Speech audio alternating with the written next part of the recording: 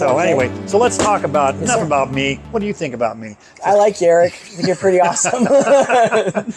All right, so Ian MacInnes, name, rank, and serial number. My name's Ian MacInnes. I'm a purple belt in Brazilian Jiu-Jitsu. Right. Primarily no-gi is what I've been doing it. I started Jiu-Jitsu in 1999. Birthday? My birthday is April 13th, 1980. That'd make you an Aries, I think. Yes, right? yes. Okay. That'd be an Aries. Fire sign. Yes, correct. So anyway, part of this whole thing is just to get your feel on Jiu-Jitsu in general. So how do you start? First of all, tell me your journey. Where did you start? Did you start in Jiu-Jitsu or something else? So I started in stick. Stick fighting. Yeah, Stick fighting. Yeah, that's what got me. That's unusual. Yeah. Okay. So, well, actually, I did that too. Yeah, anyway. right. Not that that's how come I know about you. Yeah. Yeah. So in 1999, I graduated high school. And the day that I graduated high school, I went to a friend's house with another friend, and she was a kickboxer. And she was looking for a kickboxing gym. And I knew about Alvis Solis' gym. Mm-hmm. And I mentioned that to her in passing. Well, we went to this friend of mine's house, and they wanted to spar. So at the time, I was pretty, muscular and strong. And I was like, I'm going to kick these kids' butts.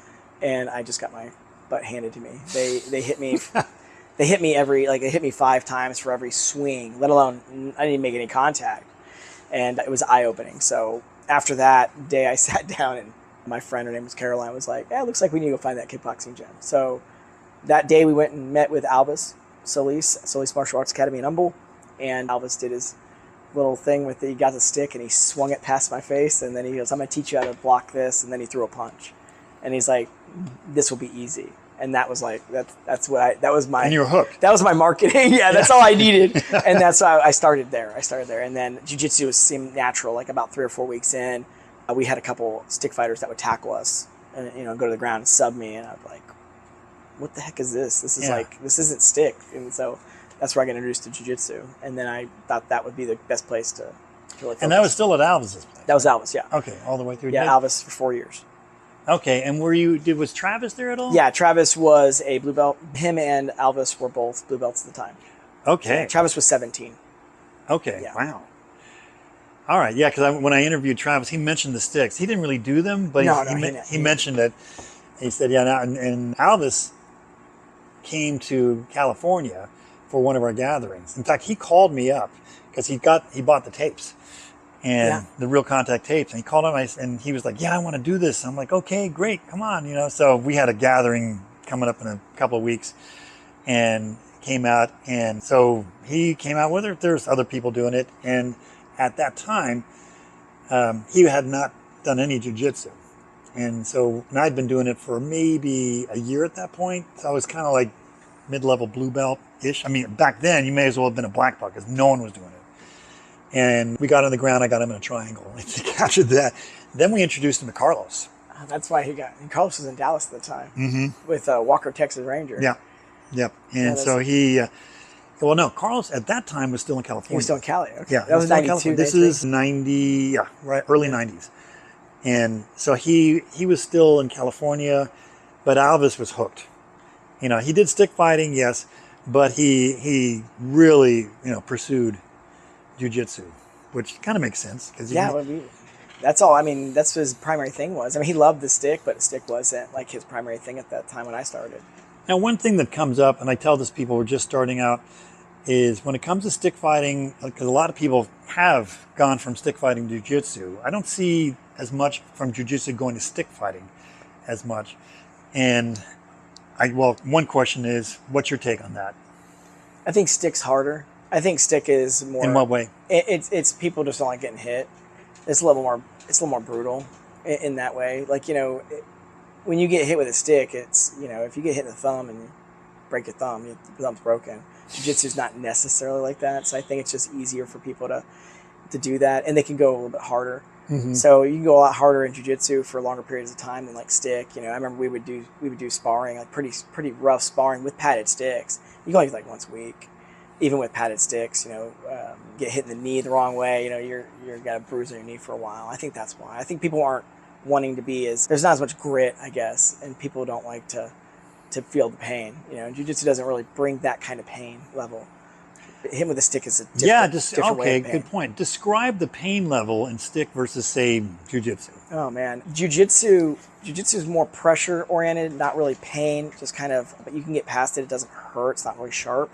But with stick, when you get hit with a stick, it lights your brain up. Like the best way I describe it to people, when I did my first stick fight, I got hit in the elbow, and it felt like somebody reached down to in my lungs and pulled my air out of my lungs, and it was incredibly painful. I'd never been hit like that before, and it was just like takes the fight right out of you. It's not like, it's totally different. It's not even close. How would you, if you had to pitch it to someone though, to do that, how would you pitch it? Which part? The stick fighting? Oh, I think that it translates to a lot of other things. So one of the things when I pitch stick to people, I show them stick movement, and then I show them like boxing movement, because most people I know enjoy kickboxing and they can do that pretty well. And the hip movement seems to be a little bit more exaggerated in stick than in like boxing. So the errors are less, the way that I look at it. So if stick's at 100% with movement, you can be successful at boxing at 80% of that. How would you describe, okay, going back to the pain thing for a second, there is pain in something like kickboxing. Yeah. I've been kicked in the thigh. Yeah. And that hurts a lot. I have been hit in the thigh. I mean, I'm not sure I'm the best gauge for it because I'm very used to it at this point.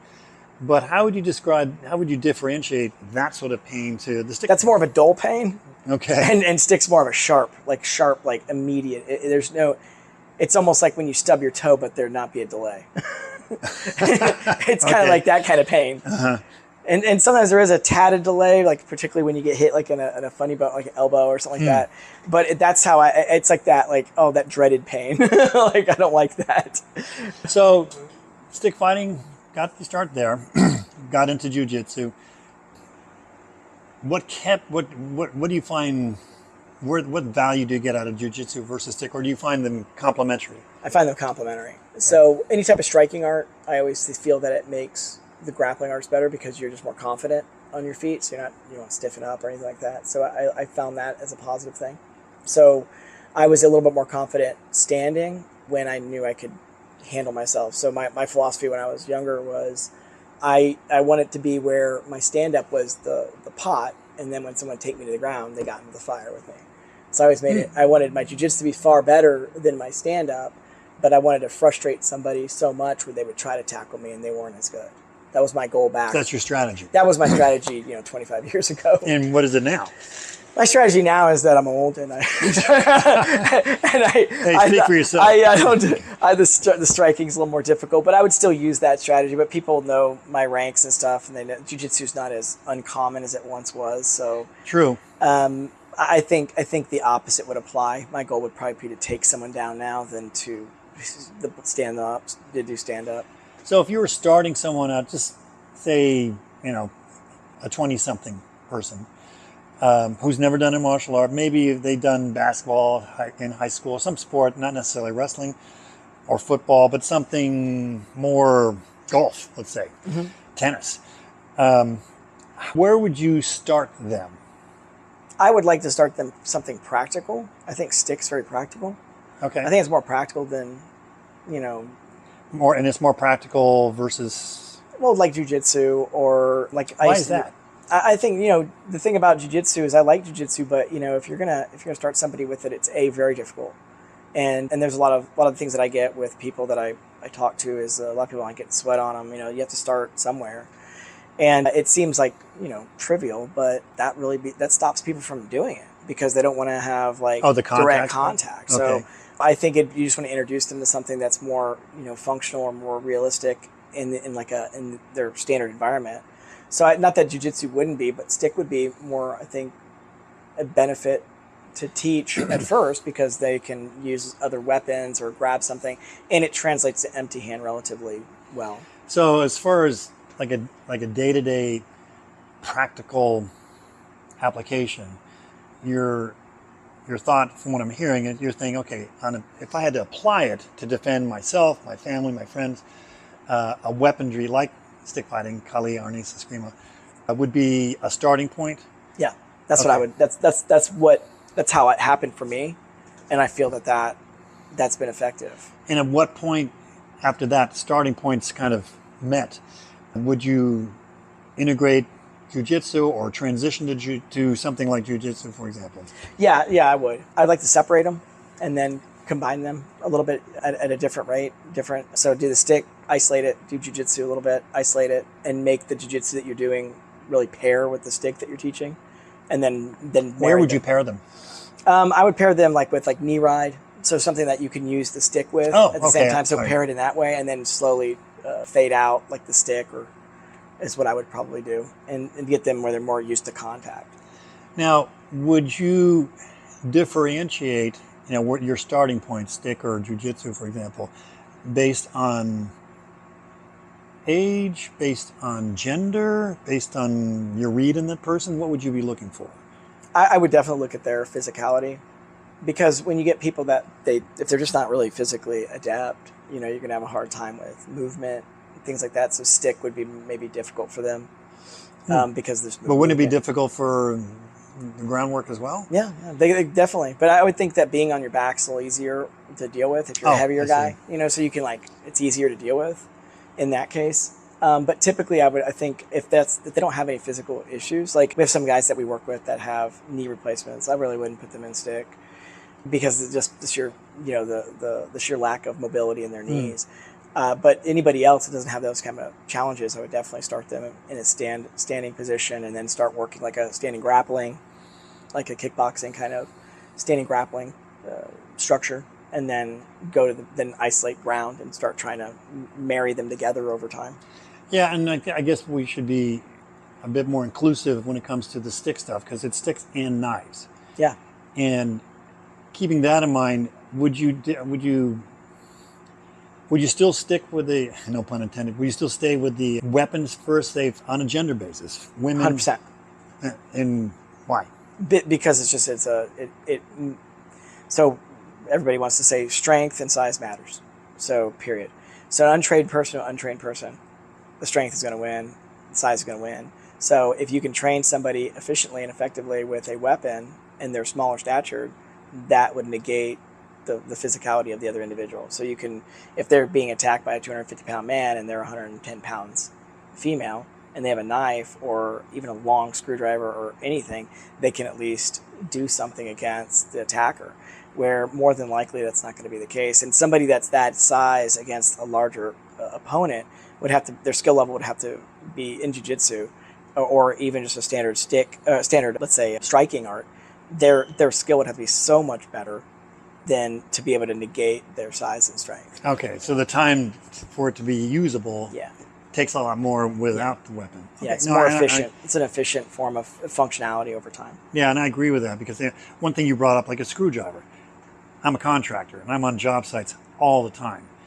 And everybody has something sharp. I mean, the painter, the drywall guy, the framer, the plumber, the drywall guy. Yeah, the butcher, the baker, the candlestick maker. Everyone's has something sharp. And whether it's a box cutter, whether it's a knife, I carry a knife all the time. All my guys carry knives, because you need it to cut open stuff or cut through stuff. So yeah, I've always felt that learning something that has utility on a daily basis, that's what you want to know.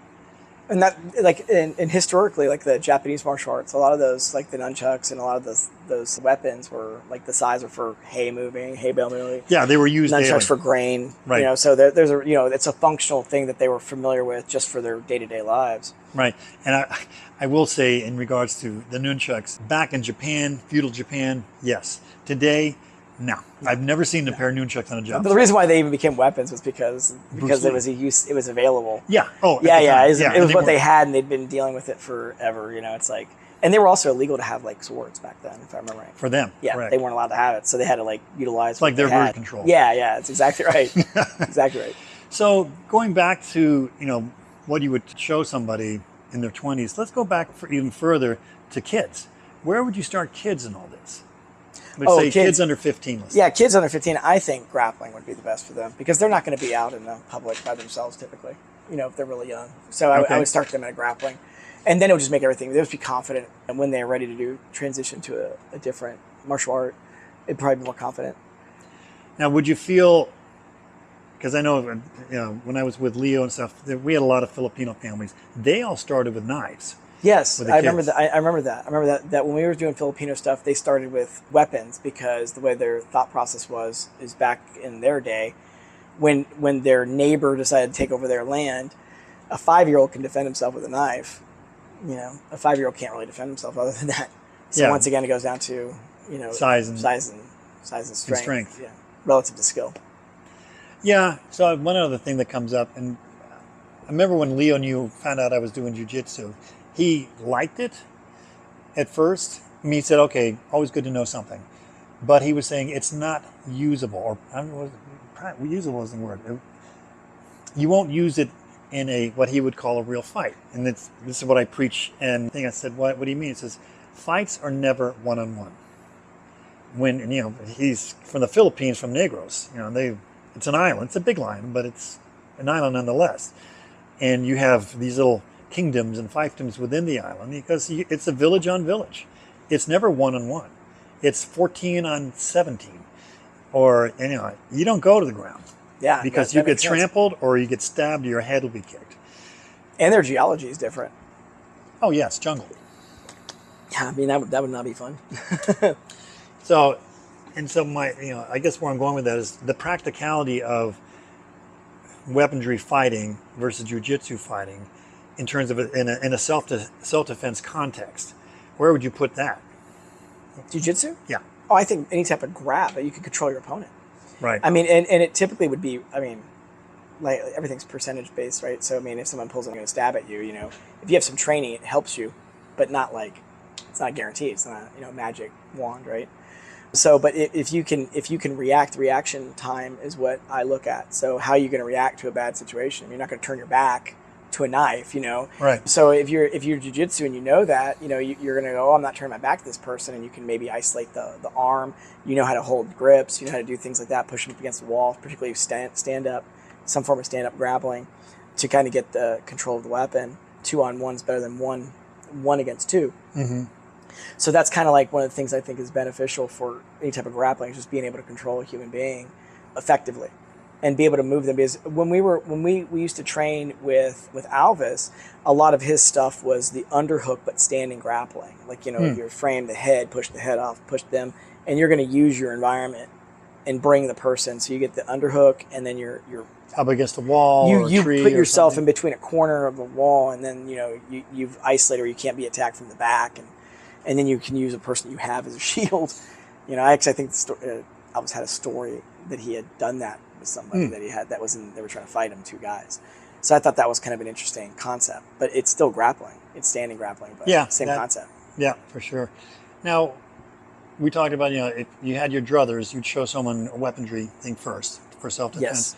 What do you say to people, because there are people out there that would say this, that, why bother learning something like stick fight or jiu-jitsu, other than maybe for health reasons, if you wanted to stay healthy? Why bother learning it for the purposes of self-defense when you have the police and you have the government to protect you? What do you say to that? Well, you're your own first responder. You have to be able to respond to a threat pretty quickly. What's the old saying? When seconds count and cops are a minute away. Yeah. So it's like that's kind of like the point. And it doesn't. Once again, just knowing something doesn't make you great. It doesn't make the guarantee outcome. It doesn't work that way. There was a current, one of the higher level jiu-jitsu guys who was shot in the head a while back, and he never had an opportunity to use his jiu-jitsu. So there are those situations, but it does give you an edge against someone that doesn't know what they're doing with a weapon. It would give you a little bit of your reaction. How are you going to react to it? Like when you have somebody put their knee on your face for the 100th time, it's not a big deal. Yeah. But the first time, the worst time to learn how to deal with that is when it's the first time.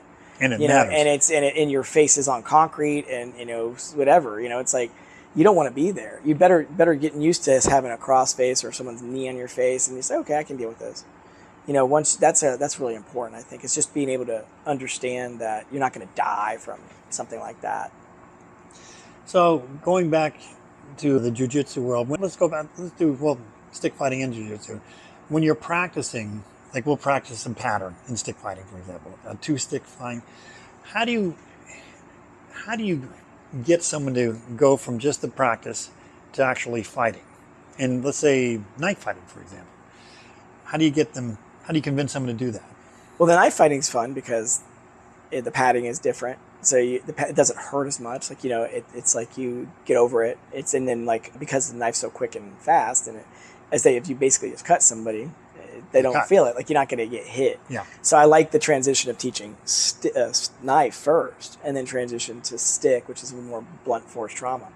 But in the reality, the knife is the more deadly weapon, even if we're training it. So it's like they're getting something a lot out of that knife, but they don't get the negatives that you get from stick because of how painful stick is. Yeah. And stick doesn't. I remember all those things where people are like, oh, this is such a dangerous, martial art, or it's a dangerous technique. It's going to kill everybody. We can't train it. You learn real quick. I mean, you can die from getting hit with a stick, but it's like very rare. I mean, more than likely you just get knocked out or you get injured or you break something, but you're not going to die. With a knife, different story. You die pretty quickly. I've seen videotapes. I've seen surveillance tapes of somebody just walking up and stabbing somebody, and the guy beats that guy up and then drops dead.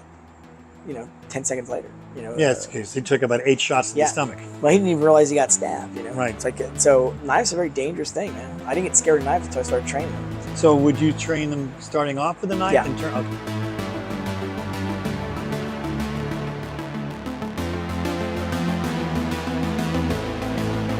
So yeah, the first thing I would do is I would definitely train a weapon that's functional. Give somebody something so you maximize. What do you carry as self-defense? A gun and a knife. We're in Texas, by the way. You can do that. Yeah, and I always carry a knife on my left side. On your left? Are you left-handed? No, I'm right-handed. Okay. And the reason for that is that if I'm going to go for my gun or I have to defend my gun, okay. I have my knife. Okay, good point. Now, what have you taught Aiden so far? Aiden's a really difficult person to teach. He what? He's very difficult to teach with stuff like that. He's great with jiu-jitsu, but the other stuff, I think it's best that other people teach him the stick and knife. Oh, okay. So that sounds more like a family that's just dynamic. Yeah, and I don't feel like that I'm at an expert level enough to really teach knife or stick to him compared to yourself. I'd rather him just get training correctly. Would you recommend that? Is that just like a particular circumstance, or do you find that across the board where parents teaching their children sometimes it works? Sometimes I see that across the board. Like I have my own jiu-jitsu gym, and I have a few students. There are about 5 students, and there's always a dissension with the parents and the kids trying to learn it outside of the class. And then what happens is the kids start to lose interest within the class when the parents push it too much outside the class. That happens a lot? Yeah, it's been happening currently. I've only been doing it for about 1.5 years, so I haven't seen too much of that. But that's what I'm seeing pretty much for the parents that are pushing it. The kids are starting to get not interested during class. It's like they have to deal with it at home, so I don't want to. So do you feel, is it primarily kids you're teaching? Right now, I train a lot of adults, but not necessarily at my gym. So I'll train adults at like open mats and stuff like that. Is where I typically do it. But I do have a couple adult students, but my primary ones are kids. Okay. Have you taught older adults? Yeah. And what do you find the dynamics between young and old are? Their physical attributes are different. So they'll have like challenges you have to deal with. So if you have bad shoulders, there's certain movements you can't do. So if you're in your late 50s, early 60s, and then you come in, you try to do a Darce choke, which is pretty shoulder intense, you really can't do that. So I would avoid that. I tend to change the way the angles of the arms are. So instead of activating the shoulders, activate the lats. So I have to really, really force that with them. Where, anybody that doesn't have those issues can kind of figure it out for what's best for them. But when you're dealing with any type of issues, it's a challenge. What prompted you to start teaching? What I do for a living is behavior modification for children with autism. Okay. So I teach autistic kids how to communicate. I've been doing that for 22 years. So it's called applied behavior analysis. And you find jiu-jitsu? Oh yeah, teaching language is just as complicated as jiu-jitsu. So really? Yeah. Huh. Okay, I didn't know that. So going back, we talked about elders. We have a few older guys, not me. No, you're the youngin. Yeah, I'm the kid of the bunch.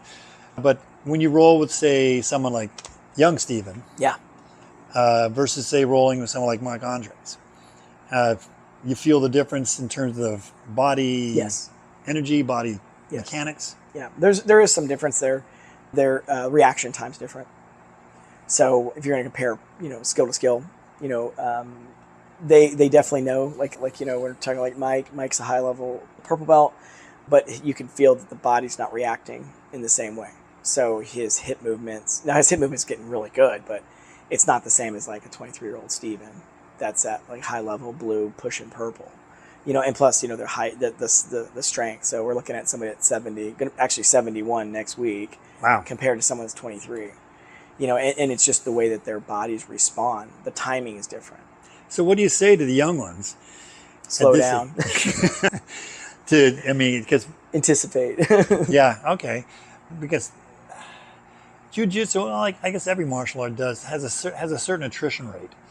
And it happens usually at the blue belt, purple belt level. I mean, white belts too, but if you get into the purple belt, if you get the brown belt, you're probably going to go for your black. Yeah. Yeah, if you get to purple belt, higher percentage. Blue belt, you're in that mix. I was one of those. I quit for 17 years. A blue belt? Blue belt, yeah. So I know that feeling. So what brought you back? Fitness. So I was getting, and something I've always regretted doing is quitting. So I did you actually quit, or did you just take a break? I quit. Yeah, not intentionally to quit, but I quit because I got injured, and then I moved, and then I got a family, and then I just wasn't important to me for a while. It always in the back of my mind, I would be cool if I knew this, but I always thought my blue belt would carry me. But you learn real quick that you lose the skill if you don't use it. What is it that you lose?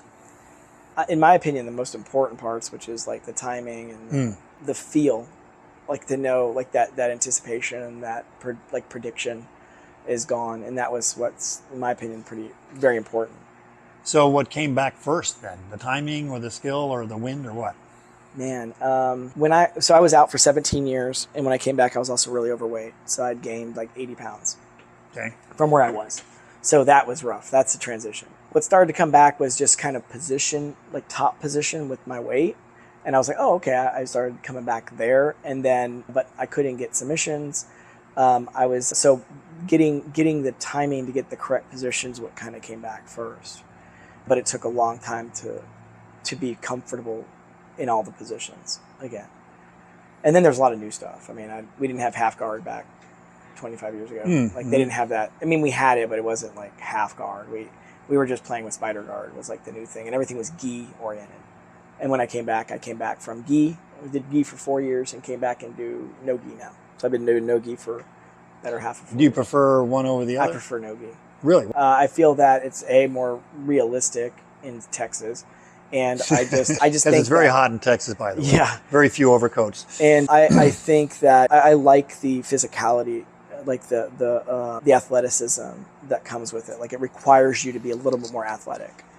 Like I mean, not to say anything bad about the gi guys, but I've seen a lot of really overweight gi guys, and they high level black belts, and they didn't lose a pound. And God, you would think they would because it's so hot. Yeah, and then when you come in here with no gi, I mean, every guy within a year they've lost. Like Big John and some of the guys have lost 30, 40 pounds, and those are the lower amounts of weights. We have Steve, blue belt Steve. Mm-hmm. He's lost almost 90 pounds or more. He was at close to 300. Now he's at 205. And that's because, in my opinion, strictly no gi. And he trains a lot too. Well, yeah, he does. He does train. He trains hard. Trains really well. But it's like, there's something about no gi. I've seen that. I've seen it's like a complete body transformation with no gi compared to gi. I don't see that with the gi. Okay. I mean, it can happen. Don't get me wrong, but it has to be deliberate. Yeah. So right now you're a purple belt, and what in terms of your technique or your game, what are you working on? What's your next step? Right now I'm guard passing. Okay. Yeah, that was something I really hated, and I couldn't stand doing it. And in the last month, I've started really getting the feel for it. And guard passing was, I used to always let people pass my guard, and then I would reverse them. That's how I passed people's guard. Like that was what I was doing, and that's lost it. I've maxed out, I think, at that point. So now I'm like, oh, I need to start working guard passing, and finally I started doing it. Now I'm like, oh, this is great. I like this. Philippe Rocha is a phenomenal instructor, and he comes up with little kernels of. He doesn't talk much, but when he does talk, my God, he speaks volumes. He'll he said something recently about guard passing, control the joints in concession, ankles, knees, hips. And I was like, mind blown. Changed the way I go past guard. Yeah. Something simple like that, I would have never thought. Yeah, he's very... And now my guard passing is getting better. I mean, it was one of my weakest areas. And after that, what about your guard? Do you feel comfortable with it? Oh, I love my guard. Yeah, my guard's pretty good. Now, the problem with it is I'm getting too comfortable in my guard. So I need to work more top position. I need to get more dominant positions. The guard, I let everybody get me in the worst positions, and I've been working out of that. So I let people lock up stuff. I'll get like have someone lock up a crappy Kimura, on purpose. Okay. And then I'll work out of a crappy Kimura and then have to work into a good Kimura. Like that's kind of like what I've been working on with a lot of people. Something along that nature. Okay. So do you feel that you bring any of the jiu-jitsu into work at all, or does it have day-to-day stuff? Yeah. I think for one thing that I like about jiu-jitsu that's really kind of seems to go across in my life is just acceptance of things. Like being able to accept things. Like in jiu-jitsu, when you get on a mat and someone's crushing you, it's hard to not think of anything but that. So first of all, you're not thinking about your car note that might be late. For when you're thinking about this knee that's across your face and someone trying to break your arm off. So that's a little pressing. But once you get used to that kind of stress, everything else in the world seems dull. Like little stressors don't seem to bother me. Which is nice. And then simple things like reaction time, like car accidents. I've been able to avoid stuff like someone will pull out. I just react to it without stressing about it. Like instead of like, oh my God, panic. How do you tell? I mean, when you're at work, I assume people at work know you do this? Yeah. Okay. I don't shut up about it. You what? I don't shut up about it. No. Shocking. Eric knows all too well.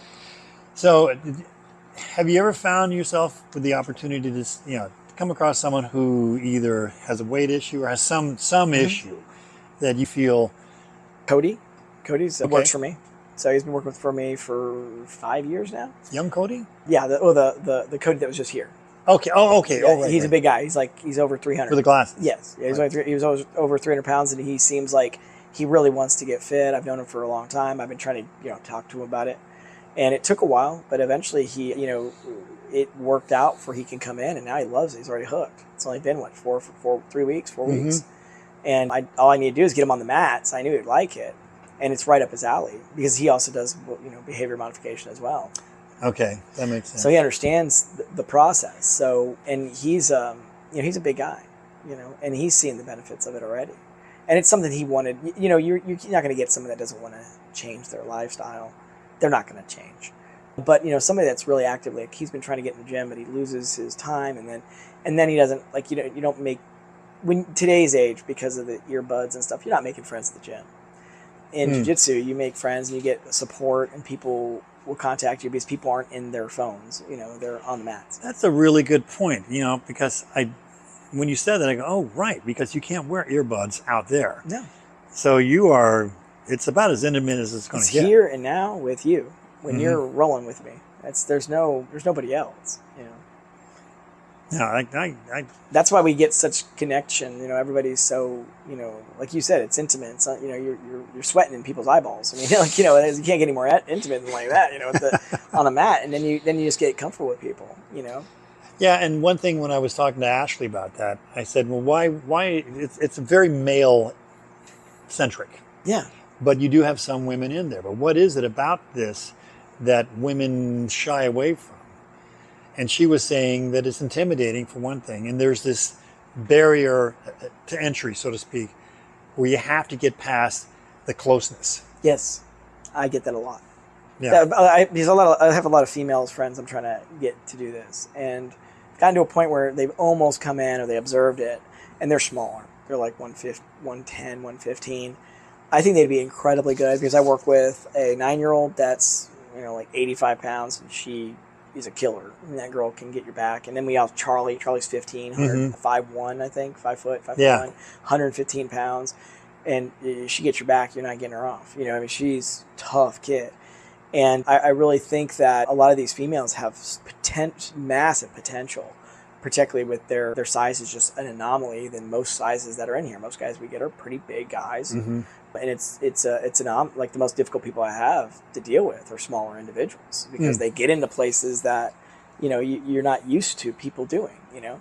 So I always try to get them in, and their number one complaint is they don't want to get sweat. They don't want to be touching a sweaty old guy or a sweaty guy, which I understand. I mean, I don't like. I'm not a big fan of sweat, but I mean. Yeah, right. I mean, it's not. And yet you're here for years. Yeah, I know, right? But you get over it. Like everybody gets over it. After the first month, you're not even thinking about it. Like but they don't think that. They're just in their own heads with that.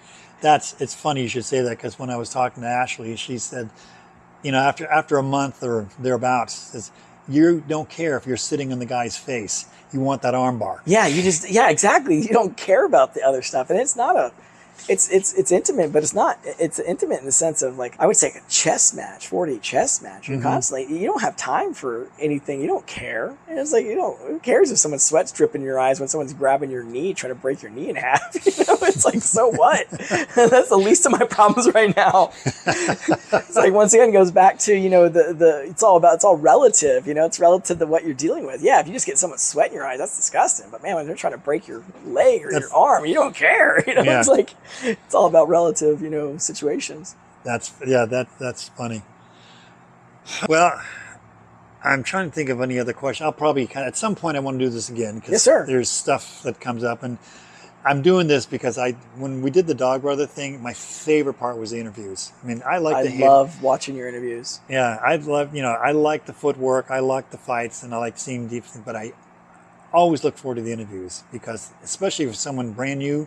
Their first time out there, what did you think? And we had a guy named George Hawk who was a SEAL, former SEAL. Oh, really? Yeah, and real, direct, straightforward, but very perceptive, and just and an outsider at that. So I'm like, ooh, perfect, because I'm about as inside as it gets. You're about as inside as it gets. Yeah.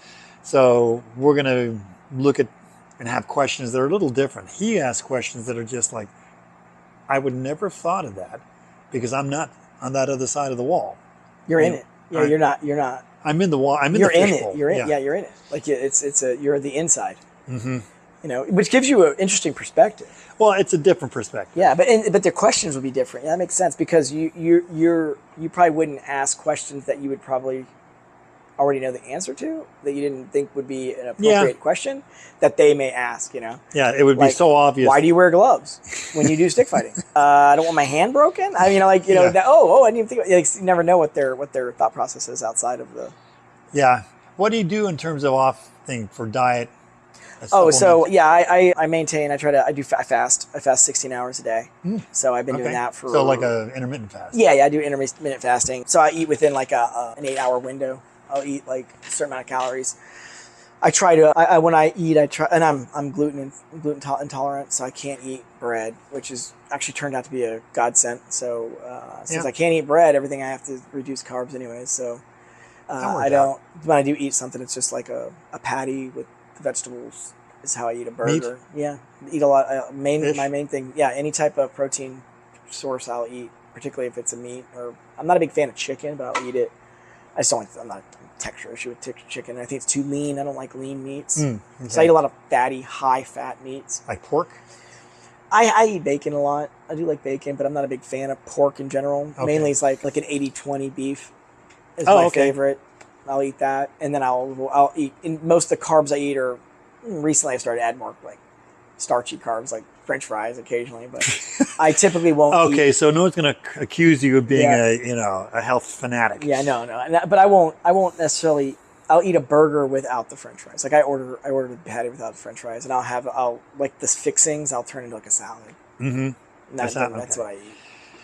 And drinking beer, wine? No, I don't drink. At all? I don't drink, yeah. I try to, if I do drink, it's not super common, maybe once a year. It's like a scotch and water. Oh, okay. That's all I really drink, and I don't drink that much. So. Yeah, I'll drink with my brother if we're going to a Cowboys game, because I'm a Dallas Cowboys fan. I'm so sorry. With him and I used to drink with my brother-in-law. He's no longer my brother-in-law, unfortunately. You can still drink with him. I would, but we don't see each other anymore. which is too bad. I liked him, but you know, things happen. And oh, while I'm thinking of it, I'm going to move this over here. Do this with your hands closer.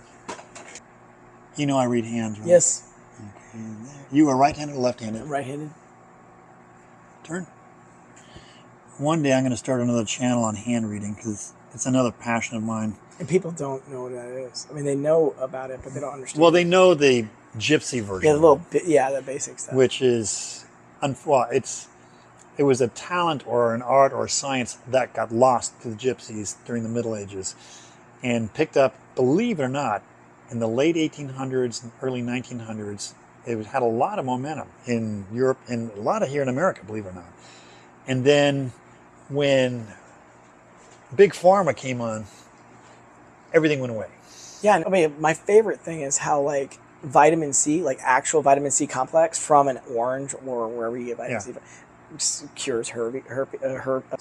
Scurvy. But you cannot say that legally. You can't say orange cures scurvy. Interesting. Yeah. And which is another thing I do for my diet. I add lemon to my water.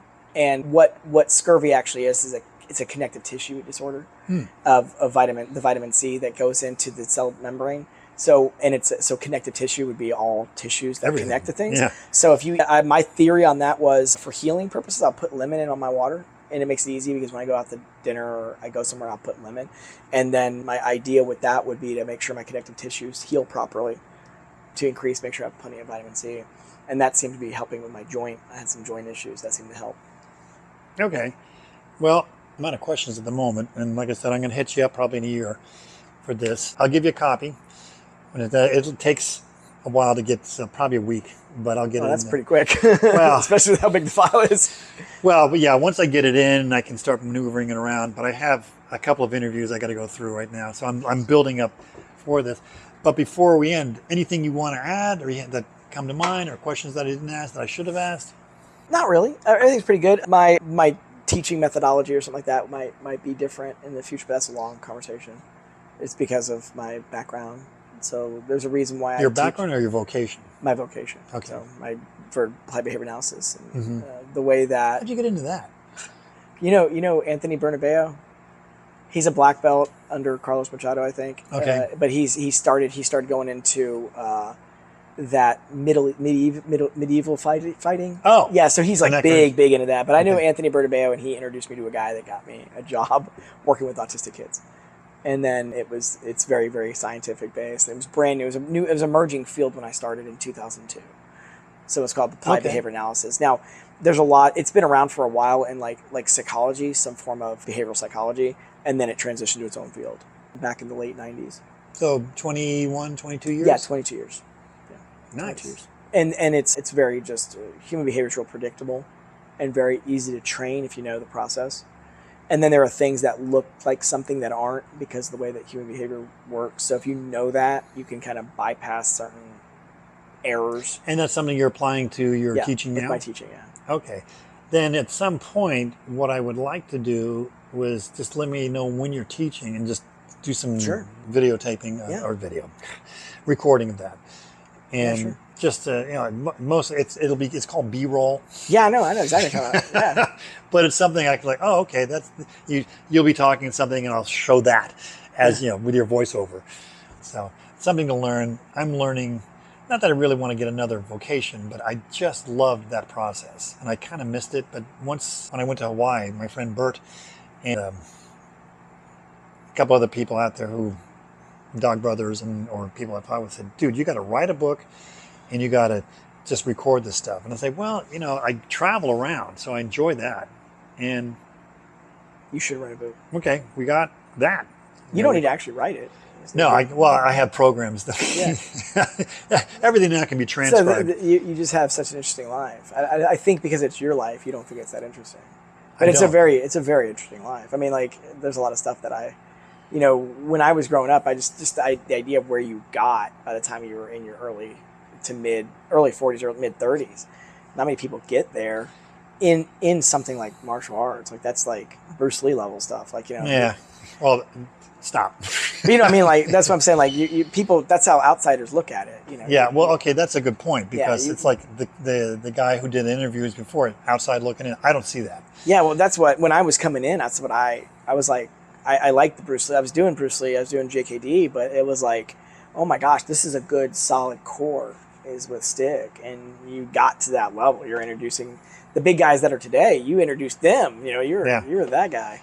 Yeah. Well, we'll see how it goes, but I'll keep you posted. I will send you a copy sometime this week. Yes, sir. If you think of other questions that I didn't ask, let me know, and I'll just make I have a folder for everybody I interview, and I have just a little text document like, oh, next time ask this. Did the interview on this date. Your channel's gonna be so much fun. I hope so. I mean, it's fun just doing it. The hard part is editing. This is easy. This is fun. The hard part is the editing. It's just make it look interesting and engaging. How many are you going to post? What are your goals for posting? Once a week, twice a week, once a month? No, not twice a week is too much. Probably once a month. It depends. You know, right now I have one post, and it's not post, but I have something up there. I'm waiting for a logo. We're developing. I have a logo. I just have to get it. It's actually my mother, when we lived in New York, she was very philanthropic and very much a patron of the arts. And she met this guy, two guys actually, Russians, who had immigrated from Russia to New York City. And I forget I don't know how she met him exactly. But one guy was a sculptor, and the other guy was a painter artist. And the painter guy went and watched me and Tom Bizzio stick fight one time at Columbia University. It was at Columbia University. He sat there and watched it, and he was like, I wouldn't say blown away. I was borderline shocked, blown away, because he didn't know that people would actually do this, and willingly. But then he drew a bunch of pictures. I said, I want to get some pictures, some paintings of this, because he had just a real trippy style. I'm like, I want your take on this, and what came out of it was trippy, but very hard to reproduce, in my opinion. And I can't find the guy. I'm not sure if he's dead. He disappeared like almost 20 years ago.